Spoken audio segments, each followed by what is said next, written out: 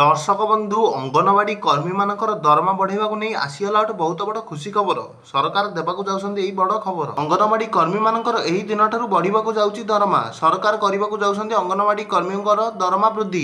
तेबे केते टका बढ़िबो अंगनवाड़ी कर्मी मानकर दरमा समस्त खबर जानिया पे वीडियोटी को शेष पर्यंत जेमितेले भी देखंतु। दर्शक बंधु आपण मान तो जानिछन्ती जे अंगनवाड़ी कर्मी माने बहुत दिन धरी अपेक्षार अछन्ती जे सरकार केबे तांकर दरमा वृद्धि करिवे।